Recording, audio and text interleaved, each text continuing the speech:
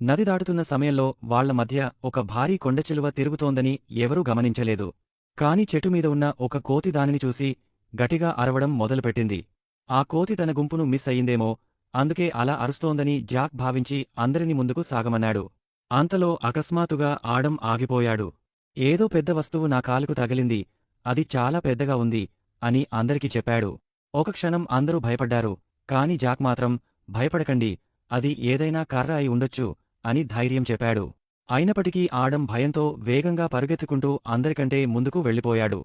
వారు మరికొంత దూరం వెళ్లగానే అందరికంటే వెనుక ఉన్న జాన్ అనే అబ్బాయి అకస్మాత్తుగా కనిపించకుండా పోయాడు. పక్కనే ఉన్న అమ్మాయివాడు తనతో ఆటపట్టిస్తున్నాడని అనుకుంది. కాని చాలాసేపటి వరకు వాడు నీటిపైకి రాకపోయేసరికి ఏదో తేడాగా ఉందని గ్రహించారు. అందరూ వెంటనే అమ్మాయి దగ్గరకు పరుగెత్తారు. మరుక్షణమే జాన్ నీటిలో నుండి పైకి వచ్చి సహాయం కోసం కేకలు వేయడం మొదలుపెట్టాడు. వారు ఏదైనా చేసేలోపే ఒక భారీ కొండచిలువ మెరుపు వేగంతో వచ్చి వాడిని మింగేసింది. ఆ భయంకరమైన దృశ్యాన్ని చూసి మిగిలిన వారంతా ప్రాణభయంతో నది ఒడ్డుకు పరుగెత్తారు. అక్కడినుంచి వెంటనే తప్పించుకోకపోతే తమ ప్రాణాలు కూడా పోతాయని అర్థం చేసుకున్నారు.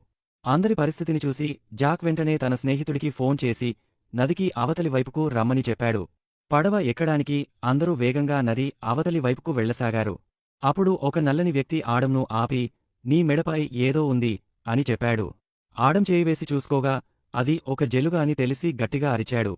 జాక్ వెంటనే వచ్చి అతడిని శాంతపరిచి లైటర్తో వేడిచేసి దానిని తీసేశాడు. కాని ఆడం చొక్కా పైకి తీసి చూడగా అతని వీపునిండా బోలెడన్ని జెలుగలు అతుక్కుని ఉన్నాయి. అది చూసి అందరూ తమ బట్టలను చెక్ చేసుకోవడం మొదలుపెట్టారు. ఆ నల్లని వ్యక్తి తన బూట్లు వేసుకోబోతుండగా ఒక అబ్బాయి అతడిని ఆపాడు.